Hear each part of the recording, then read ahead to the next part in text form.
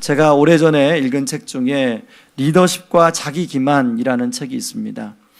이 책의 부제목은 이렇습니다. 상자 안에 있는 사람, 상자 밖에 있는 사람이라는 제목을 갖고 있는 책입니다.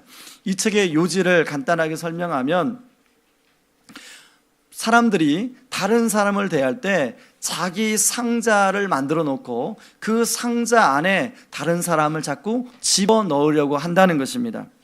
그렇게 되면 다른 사람, 다른 성향을 가진 사람 입장에서는 굉장히 피곤하고 힘들고 어려워한다는 겁니다. 예를 들면 상자 안에 집어넣으려고 하는 사람과 상자 안에 들어가려고 하지 않는 사람과 충돌이 일어나고 갈등이 일어나게 된다는 것입니다. 그런데 이 저자에 의하면 상당수 많은 사람들이 그런 오류를 범하고 현재 살아간다는 거예요. 예를 들면 회사의 상사가 자기 나름대로의 상자를 만들어 놓고 부하 직원들을 그 상자 안에 다 집어넣을 경우에는 그 부하 직원들이 겪는 이 피로감, 이 피곤은 굉장히 크다는 것입니다.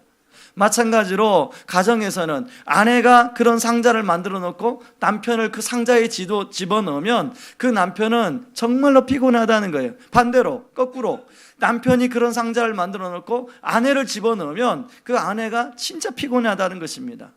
여러분, 저는 이 말씀을 준비하면서 그 우리 애들을 한번 생각해 봤어요. 나는 내 상자를 만들어 놓고 그 우리 애들을 자꾸 집어넣으려고 하는 거 아닌가. 아마 많은 부모님들이 그 부분에 대해서 부인하지 못할 거예요. 이미 아이들 다 키운 부모님들이나 지금 아이들 키우고 있는 부모님이나 우리는 아이들만 보면 항상 하는 말이 있죠. 반복되는 말. 너 이거 해야 된다. 너 이거 해야 된다. 나름대로 상자를 만들어 놓고 그 상자 안에 집어넣으니까 얼마나 피곤하겠습니까? 제가 오래전에 읽었던 이 책의 내용을 다시 말씀을 준비하면서 생각하는 가운데 어떤 생각이 들었냐면, 교회를 개척하고 한 3년 동안 정신없이 달려오다 보니까 나름대로 제 어떤 상자를 만들어 놓고 그 성도님들을 거기에다가 막 담아왔던 그런 성령님의 제안에 그런 자책을 주시더라고요. 특별히 우리 교회는 그 제자훈련이라는 큰 줄기를 가지고 이제 목회를 해가는데, 간혹 보니까 이런 훈련이나 성경 공부가 성향적으로 잘 안 맞는 분이 있어요. 우리 둘째 같은 공부하라고 하면 엉덩이를 1시간을 못 앉아있는 그런 분들이 계세요. 그런 분들은 그런 분들의 어떤 성향을 그대로 인정해주고 또 존중해주고 그래야 되는데, 제가 3년 동안 너무나 그런 분들까지 이런 어떤 제 안에 상자에다 담으려고 애써서 그분들 입장에서 얼마나 힘들었을까, 그런 생각이 들었습니다. 혹시 그런 것 때문에 힘드셨던 분이 이 자리에 계시다면 용서해 주시기 바랍니다. 그렇다면 여러분들은 어떻습니까? 자기도 모르게 자신의 상자를 만들어 놓고 다른 사람을 그 상자 안에 집어넣으려고 했던 적은 없으십니까? 여러분, 그것 때문에 상대방이 피곤해서 힘들어하지는 않으셨습니까? 오늘 본문에 나오는 이 주인공 야곱은 이런 면에서 철저히 상자 안에 갇힌 사람이라는 것을 보여주고 있습니다. 우리가 잘 아는 대로 야곱은 형이 배고픔을 참지 못한다는 그 약점을 이용해 가지고 팥죽 한 그릇에 형의 장자권을 빼앗은 그런 사람이에요. 그런가 하면 창세기 27장에는 그 잔머리를 써서 그 자기 피부에 양털을 입혀가지고 형처럼 아버지의 축복을 빼앗았던 사람입니다. 그런가 하면 외삼촌 라반까지 속여서 외삼촌 라반의 좋은 양떼를 자기 것으로 만든 사람이에요. 그런 결과 야곱은 자기가 원하는 대로 소위 인생을 성공한 사람이 되었습니다. 자기가 나름대로 이루고자 하는 그런 부를 축적하는 사람이 되었어요. 그러나 오늘 보면 그의 삶은 여전히 불안하다는 거예요. 그렇게 많이 양떼도 늘어났고 염소떼도 늘어났고 자기가 원하는 부가 축적이 되었음에도 불구하고 여전히 야곱의 삶은 불안해하고 있어요. 여러분, 오늘 본문은 이제 20년 전 형 에서를 피했다가 이제 20년 만에 형 에서를 만나려고 하는 그런 내용이 오늘의 내용입니다. 오늘 3절에 나온 것처럼 이제 형 에서를 20년 만에 만나려고 하니까 두려웠어요. 그래서 사자들을 미리 보냅니다. 그런데 그 사자가 들려져 온 소식이 어떤 소식이 있냐면 에서가 지금 400명의 사람들을 데리고 자기를 마중 나으러 온다는 거예요. 여러분, 이게 지금 야곱의 입장에서 자기를 친절한 마음으로 마중 나오면 굳이 400명씩이나 데리고 올 필요가 없을 텐데, 이 분명히 400명을 데리고 온다는 것은 뭔가 20년 전에 그 안갚음을 하기 위한 것이라고 나름대로 생각을 했던 것 같습니다. 그 말을 듣자마자 분명히 오늘 우리가 읽지는 않았지만 32장 2절에 보면 하나님이 야곱에게 뭐라고 약속하냐면, 야곱이 그들을 볼 때 이르기를 이는 하나님의 군대라 하고 그 땅 이름을 마하나임이라 하였더라. 하나님이 이 마하나임을 통하여 내가 너와 함께 해주겠다고 약속했어요, 야곱에게. 그런 약속이 있음에도 불구하고 그 사자들이 가지고 온 소식 때문에 야곱은 극심한 두려움에 빠지는 내용을 볼 수가 있습니다. 7절에 보니까 야곱이 심히 두렵고 답답하여, 이렇게 성경은 기록하고 있습니다. 너무 두렵고 답답한 나머지 야곱이 이제 하나님께 기도를 드리는 내용이 9절 11절이에요 11절 말씀을 한번 같이 읽어볼까요? 시작. 내가 주께 간구하오니 내 영의 손에서 에서의 손에서 나를 건져내시옵소서. 내가 그를 두려워하오면 그가 와서 나와 내 처자들을 칠까 겁냄이니이다. 여러분, 야곱은 지금 하나님께 기도하는데 하나님이 어떤 응답을 하기를 기대했을까를 생각해 봤습니다. 마하나임에 함께 해주던 천사들을 보내서 나를 좀 에서로부터 건져주셨으면 좋겠다, 나를 구원해 주셨으면 좋겠다, 나를 보호해 주셨으면 좋겠다, 이런 기대를 가지고 아마 이 기도를 드렸을지 모르겠습니다. 그런데요, 지금 야곱이 9절에서 11절에 드리는 이 기도가 진정성 있는 기도가 아니라는 거예요. 어떻게 알 수 있냐면 그 11절 야곱의 기도 이후에 야곱의 태도를 보면 알 수 있습니다. 야곱이 그렇게 기도하고 야곱이 형에게, 형 에서의 마음을 어떻게 하면 누그러뜨릴까 생각하다가 이제 자기가 갖고 있는 재산 중에 그 재산을 두 대로 나누고 그것을 세 그룹으로 나눠서 형에게 줄 뇌물을 준비하고 있습니다. 이건 예물이 아니에요. 엄청난 많은 형의 마음을 녹일 수 있는 엄청난 많은 뇌물을 준비하고 있는데 성경 기자는 그것을 보여주기 위해서 구체적인 데이터를 이야기하고 있습니다. 암염소 200마리, 그리고 순염소 20마리, 암양 200마리, 수양 20마리, 젖나는 낙타 30마리, 암소 40마리, 황소 10마리, 암나귀 20마리, 새끼나귀 10마리. 엄청난 양의 뇌물을 준비하고 있어요. 그리고 이제 그 뇌물을 그 종에게 부탁하면서 종에게 하는 말까지 하나하나 코치하고 있어요. 이것은 주의 종 야곱의 것이요 자기 주 에서에게로 보내는 예물이오니 야곱도 우리 뒤에 있나이다. 이걸 강조하라는 거예요. 이건 당신의 동생이 보내는 예물 선물인데 야곱이 곧 뒤에 옵니다. 이걸 강조하라는 거예요. 여러분, 야곱이 이렇게 형 기도하다가 이제 형의 마음을 녹이기 위해서 뇌물을 준비하는 것은 바로 그동안에 야곱이 살아왔던 방식이에요. 그러니까 야곱은 하나님께 기도를 하면서도 여전히 자기가 살아왔던 방식으로 문제를 풀어가려고 하고 있더라는 것입니다.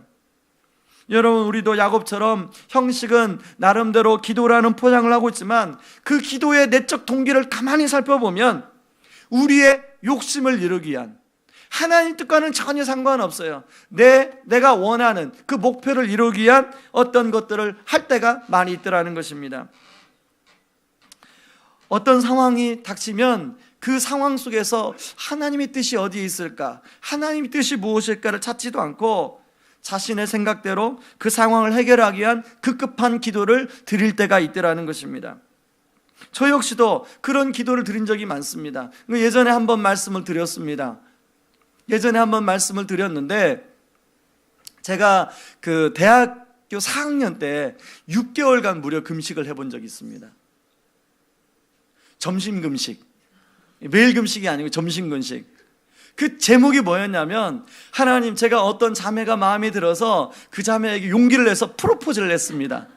하나님, 그 자매의 마음의 문이 열리게 하여 주시옵소서. 여러분, 그때는 정말 절박했습니다. 그러니까 6개월 동안 점심을 금식, 그것도 아침도 아니고 점심을 금식하면서 기도를 했죠. 이미 저희 집사람이 다 아는 이야기지만, 그런데 그 기도가 응답이 됐을까 안 됐을까요? 응답이 됐습니다. 응답이 됐는데 마음이 저한테 열린 게 아니라 다른 형제한테 열렸어요. 그때는요, 그 기도가 응답되지 않아서 저 나름대로는 굉장히 마음이 힘들고 마음이 그렇더라고요. 근데요, 시간이 오래 지나서 지금 생각해 보니까 응답 안 된 게 응답이라는 생각이 들더라고요. 여러분, 제가 이런 게 했지만 사실 우리가 그런 식으로 기도할 때가 얼마나 많습니까? 자신의 목적을 이루기 위한 자신의 상자를 만들어 놓고 심지어는 하나님까지 기도라는 틀로 거기다 집어넣는 우리의 모습들. 여러분의 기도는 어떻습니까? 야곱은 이런 자기중심적인 그런 모습을 보이고 있고 자기중심적인 기도를 드리고 있는데, 저 같으면요, 너 야곱 좀 더 고생을 해봐라 그럴 텐데, 하나님께서는 이런 야곱에게 오늘 다가가고 계시더라는 것입니다. 24절에 보니까 야곱은 홀로 남았더니 어떤 사람이 날이 새도록 야곱과 씨름하다가, 우리는 이 한글 성경에 야곱과 씨름한 것을 너무나 이제 이미지가 강해서, 천사와 야곱이 씨름해가지고 야곱이 이겼더라, 이렇게 이미지가 박혀 있습니다. 그런데요, 여러분, 씨름을 하려면 누군가가 먼저 잡아야 됩니다. 여러분, 지금 하나님이 천사를 보내서 야곱과 야복강과 혼자 남아있는 야곱과 그렇게 씨름하라고 보냈을까요? 어떤 분은요, 이 씨름을 야복강가에서 끈질긴 기도를 했다, 이렇게 풀어내는 분들이 계세요. 모르겠어요, 그랬는지 모르겠는데 제가 볼 때는 야곱이 절박해가지고 씨름한 게 아니라 무작정 잡은 거예요. 지금 이 자기에게 온 분이 하나님 보내신 천사, 아니 하나님이라고 생각하고 자기가 절박하니까 잡은 거예요. 그걸 어떻게 할 수 있냐면 32장 24절에 보니까 32장 24절 보니까 뭐라고 하냐면, 죄송합니다. 32장 24절이 아니라 여러분 26절의 말씀을 한번 보시기 바랍니다. 26절에 보면, 사람이 가로되 날이 새려하니 나로 가게 하라. 야곱이 가로되 당신이 내게 축복하지 아니하면 가게 하지 아니하겠나이다. 이 야곱이 한번 붙들고는 축복하지 않고서는 보내주지 않겠다는 거예요. 이걸 보면 야곱이 하나님의 천사를 먼저 붙잡고 안 놓아주고 있는 겁니다. 여러분, 이렇게 혼자 외롭고 힘들게 그렇게 하고 있을 때 하나님은 항상 먼저 찾아가 주시는 분이세요. 여러분, 그런 본문이 또 열왕기상 19장, 우리가 잘 아는 내용인데요, 그 엘리야가 이제 갈멜산에서 850명의 선지자들과 엘리야 혼자 싸워서 이겼습니다. 그러고 이제 대승을 했는데, 그 이세벨이라는 왕비가 엘리야를 잡아주겠다고 하니까 그 엘리야가 두려워서 노뎀나무 아래 가러 숨습니다. 그리고 죽기만을 기다리고 있는 내용이 나와요. 그때 하나님은 그런 엘리야를 나무라지 않고 가서 찾아가 주세요. 그리고 그 엘리야에게 물을 공급해 주시고 떡을 공급해 주시고 엘리야를 어루만져 주시는 그런 하나님의 모습이 나옵니다. 여러분, 저는 우리 하나님은요, 우리가 그렇게 상자 안에 갇혀 있을 때 너 상자 밖에서 빨리 나와, 그러신 하나님이 아니라 오늘 야곱에게 엘리야처럼 다가가셔서 우리를 카운셀링 하시면서 상자 밖으로 끌어내시는 그런 하나님인 줄 믿습니다. 그래서 하나님 보는 관점으로 그 문제를 보게 하시고, 그리고 거기에서 진정한 기도 응답이 이루어지고 하나님이 주시는 참된 평안을 맛볼 수 있다는 것입니다. 저는 오늘 밤에 저와 여러분이 상자 밖에 서시는, 상자 밖에 서 계시는 하나님을 만나는 그런 밤이 되기를 바랍니다. 자, 상자 밖에서 신앙생활을 우리가 잘 할 수 있기 위해서는 두 가지를 좀 한번 생각해 봐야 되는데요. 첫 번째는 상자 안에 있음을 내가 인식해야 돼요. 여러분 24절에 보면 이제 야곱과의 씨름이 나오는데요, 아까 말한 것처럼 이 씨름은 야곱이 먼저 붙든 씨름이에요. 자신을 축복해 줘야만 보내주겠다고 야곱은 계속 이야기하고 있습니다.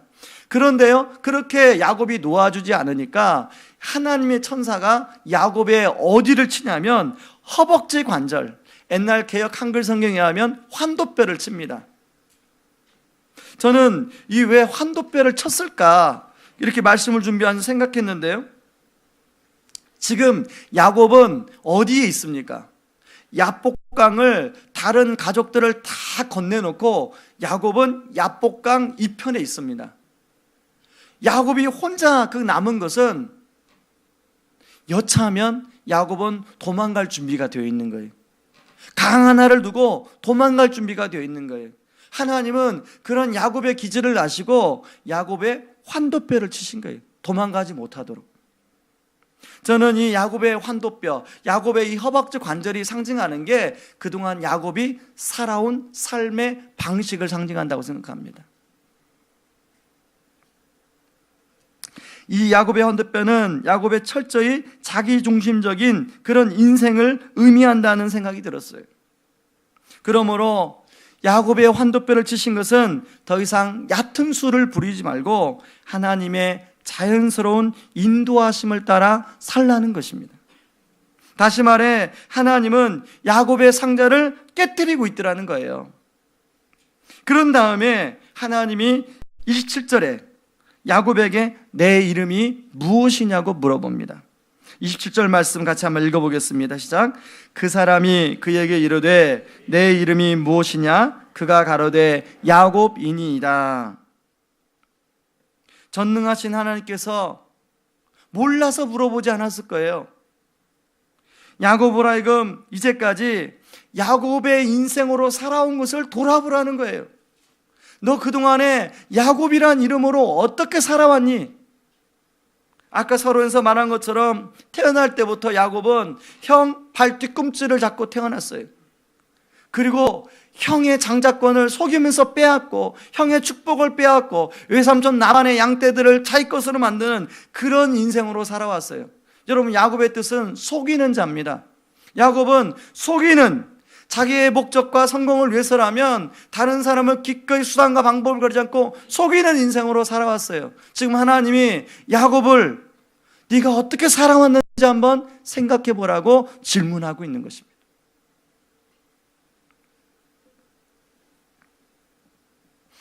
저는 야곱이 그동안에 이 자기의 인생을 생각하면서 내 인생이 철저한 내 상자 안에 갇혀서 살아왔구나, 그것을 하나님은 생각해 보라고 권면하고 있는 거예요. 김기현 목사님이 쓴 내 안의 야곱의 DNA라는 책이 있습니다. 현대인들 안에는 야곱처럼 축복을 갈망하는 이중적 욕망을 다 가지고 있다, 그 책에서 그렇게 이야기하고 있습니다. 그러면서 그 김기현 목사님도 자신 안에도 이런 이중적인 욕망이 있다. 여러분, 저는 제 안에도 이렇게 무섭게 꿈틀을 일거리는 야곱의 DNA가 있습니다. 여러분 안에는 어떻습니까? 우리가 새 하나님의 복을 온전히 누리고 싶다면 내 안에 숨어있는 이 야곱의 DNA를 철저히 녹여내려야 한다는 것입니다. 그래야만이 우리가 정말로 하나님이 내 안에서 영적으로 충분히 거하고 우리가 심령의 부흥, 우리의 영적인 부흥이 일어날 수 있다는 것입니다. 그러기 위해서는 내가 먼저 상자 안에 갇혀 있다는 사실을 인식해야 된다는 거예요. 제가 예전에 한번 여러분들한테 말씀드린 적이 있습니다. 분당교회에서 사역을 할 때 제가 많은 사람들로부터 피드백을 무섭다, 첫인상이 참 무섭다, 그런 피드백을 받았다는 얘기를 여러분들한테 말씀을 드렸습니다. 그래서 그런 그 이미지를 제가 개선하기 위해서 나름대로 애쓰고 노력했다고도 말씀을 드렸습니다. 그런데요, 최근에 제가 우리 교회 성도님으로부터 또 여전히 목사님이 무섭다, 이런 피드백을 제가 또 들었습니다. 그러면서 제가 깨달은 건 뭐냐면, 영적으로 내가 긴장이 풀렸구나. 긴장이 풀렸기 때문에 그런 부분이 다시 나의 연약함이 노출이 되는구나. 그런 생각을 제가 하게 되었습니다. 그러면서 다시 한번 성령을 또 의지해야겠다. 더 긴장하고 더 가난한 마음으로 주님을 의지할 수밖에 없구나. 저에 있는 연약함을, 이게 연약함이 자꾸 드러나서 성도님들을 힘들게 한다면 제가 더 성령님을 의지하고 더 성령님 앞에 엎드릴 수밖에 없구나. 그런 생각이 들게 되었습니다. 여러분, 오늘 말씀을 버전으로 제가 말씀드리면, 제가 다시금 상자 안에 자꾸 들어가는 모습이 보인다는 거 아닙니까? 그러므로 성령님께 은혜를 구하며 상자 밖에서 불러내시는 하나님을 의지해야만이 그런 모습은 사라지고, 상자 밖에 계시는 그 성령님의 모습으로 제 안에 그렇게 모습이 담기지 않겠습니까? 저는 제 모습 안에 그런 모습이, 하나님의 모습이 나타날 수도 있도록 여러분 기도해 주시기 바랍니다. 그런가 하면 여러분 역시도 마찬가지예요. 우리는 늘 연약함을 갖고 있는 질그릇 같은 존재예요. 다행히도 우리 안에 보배로운 예수 그리스도가 담겨서 우리 연약함이 조금 보이지 않고 포장되어 보이고, 그런데 우리가 아차하는 순간 연약함이 노출될 수밖에 없는 그런 존재예요. 그렇기 때문에 우리가 상자 안에 있다는 것을 인식해야 돼요. 여러분, 이 책의 저자는 어떤 사람이 상자 밖에 있는 사람인가 이렇게 정의합니다. 자기가 상자 안에 있다는 것을 인식하는 사람, 그 사람이야말로 비로소 상자 밖에 있는 사람이다, 이렇게 이야기하고 있습니다. 저는 저와 여러분이 상자 안에 있다는 것을 인식하고, 그래서 정말로 이 신년에 하루 첫날 시작되는 날에 주님의 은혜가 필요하고 하나님의 은혜가 필요합니다. 그렇게 구하는 그런 저녁 되기를 바랍니다. 그런가 하면 두 번째, 상자 밖에서 바라보는 노력이 필요하다는 것입니다. 창세기 32장 28절 말씀 같이 한번 읽어봅니다. 그 사람이 가로되 내 이름을 다시는 야곱이라 부를 것이 아니요 이스라엘이라 부를 것이니 이는 내가 하나님과 사람으로 더불어 겨루어 이기었음이니라. 다시 한번 읽습니다. 28절. 그 사람이 가로되 내 이름을 다시는 야곱이라 부를 것이 아니요 이스라엘이라 부를 것이니 이는 내가 하나님과 사람으로 더불어 겨루어 이기었음이니라. 여러분, 아까 야곱의 이름의 뜻은 속이다라는 뜻을 갖고 있어요. 그런데 이제 하나님께서 야곱이라 이름을 부르지 말고 이스라엘이라 부르라고 이야기하고 있습니다. 이 이스라엘 이름의 뜻을 사전에 찾아보면 하나님이 다스리신다라는 뜻을 갖고 있습니다. 성경 본문은 겨루어 싸워 이겼다 이렇게 나오지만, 이것을 성경 사전에 찾아보면 이스라엘 찾아보면 하나님이 다스리신다 이런 뜻을 갖고 있습니다. 다시 말해서 너 다른 사람을 속이는 인생 살지 말고 이제 하나님의 다스림을 받는 인생을 살아야 된다, 그런 뜻으로 이름을 바꿔주고 있습니다. 여러분, 정말 새해 하나님의 복을 많이 누리기를 원하십니까? 그렇다면 나의 얄팍한 지식과 고집을 따라 사는 야곱과 같은 삶의 방식을 내려놓고 나를 향한 하나님의 뜻이 무엇인지 그것을 발견하고 하나님 뜻대로 사는 삶을 살기로 결단하고 그렇게 살 때 거기서부터 심령의 부흥이 일어나는 줄 믿습니다. 2014년 의왕우리가 부흥을 경험하기 위해서는 제가 먼저 온전히 하나님 뜻에 순종하는 이스라엘의 삶을 살 때 가능하다고 생각합니다. 마찬가지로 의왕우리교회가 부흥하기 위해서는 의왕우리교회 중직자들이 이스라엘의 삶을 살 때 가능하다고 생각합니다. 여러분 가정이 부흥하기 위해서는 여러분의 가장의 중심이 된 그 가장과 또 아내가, 남편과 아내가 이스라엘의 삶을 살 때 그것이 가능하다는 겁니다. 저는 여러분의 가정에 여러분이 하시는 일 가운데 이런 영적인 부흥이 일어나기를 주님의 이름으로 축원합니다.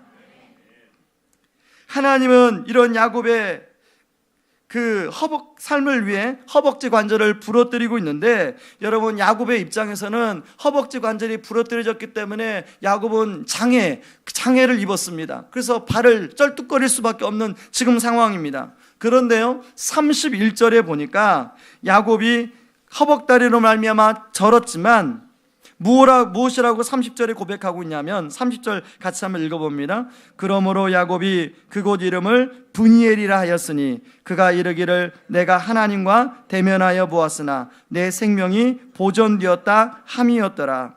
여러분, 이 브니엘 뜻은 하나님의 임재를 경험했다는 뜻이에요. 하나님의 얼굴을 대면하여 보았다는 뜻이에요. 여러분, 이 분예를 통과할 때 어둠이 사라지고 아침 해가 밝아왔다고 성경은 이야기하고 있습니다. 이것은 더 이상 야곱에게 불안함이 사라지고 참된 평안이 임했다는 것을 알 수 있습니다. 그리고 그렇게 두려워하던 에서를 당당히 만나러 가는 야곱의 모습을 볼 수가 있습니다. 이제 하나님의 임재를 경험한 야곱은 에서를 더 이상 두려워하지 않고 있어요. 2절 3절 말씀을 한번 읽어보겠습니다. 시작. 여종들과 그들의 자식들은 앞에 두고 레아와 그의 자식들은 다음에 두고 라헬과 요셉은 뒤에 두고 자기는 그들 앞에서 나아가되 몸을 7번 땅에 굽히며 그의 형 에서에게 가까이 가니. 저는 이 야곱의 모습을 생각하면서 그 야복강에서 그렇게 두려워하던 야곱의 모습은 어디론가 사라지고, 야곱은 오히려 이제 그 에서 앞에, 그렇게 두려워하던 에서 앞에 당당히 걸어가고 있는 야곱의 모습, 그러면서 찬송가 하나가 떠올랐습니다. 찬송가 370장 2절에 보니까 그 두려움이 변하여 내 기도 되었고 전날의 한숨 변하여 내 노래 되었네. 주님을 찬송하면서 할렐루야 할렐루야. 내 앞길 멀고 험해도 나 주님만 따라가리. 뭐라고 얘기하고 있습니까? 그 두려움이 변하여 내 기도 되었고 전날의 한숨 변하여 내 노래 되었다고 고백하고 있습니다. 우리가 살다 보면 야곱처럼 야복강가에서 홀로 그렇게 고군분투할 때가 있어요. 그렇게 두려워하고 그렇게 불안해할 때가 있습니다. 그 한숨만 나올 때가 있어요. 그런데 오늘 야곱이 하나님이 그 가운데 임재하시고 하나님이 야곱의 상황 가운데 개입하시니 야곱은 그 두려움의 장소에서 찬송을 부르고 있더라는 것입니다. 여러분, 그 두려움이 변하여 내 기도 되었고 전날의 한숨 변하여 내 노래 되었다고 하는 이 고백이 2014년에 저와 여러분의 고백이 되기를 주님의 이름으로 축원합니다. 여러분, 야곱을 만나셨던 하나님, 이제 400명을 데리고 오는 그 야곱을 마중 나오는 에서의 마음을 그동안에 어루만지셨던 것 같아요. 그 에서가 야곱을 맞이하는데 아주 따뜻하게 화해하는 모습으로 오늘 성경에 나옵니다. 에서가 달려와서 그를 맞이하여 안고 목을 어긋맞추어 그와 입 맞추고 서로 우니라. 하나님이 하시면 20년 동안 쌓였던 앙금도 다 해결해 주십니다. 그러므로 중요한 것은 우리가 내 상자 안에서 내 방식으로 그 문제를 풀어가는 것이 아니라 이제 상자 밖으로 나와서 하나님을 만나고 하나님 방식으로 그것을 풀어갈 때 그것이 진정한 우리 인생 해결의 방법이라는 것입니다. 그동안 상자 안에서 갇혀 신앙생활을 하셨다면 2014년은 자신의 상자를 깨고 나와서 하나님의 방법대로 그렇게 신앙생활을 하심으로 진정한 영적 부흥을 경험하는 모든 성도님들 되기를 주님의 이름으로 축원합니다. 우리 시간에 좀 찬양을 하고 좀 기도하기를 원하는데요,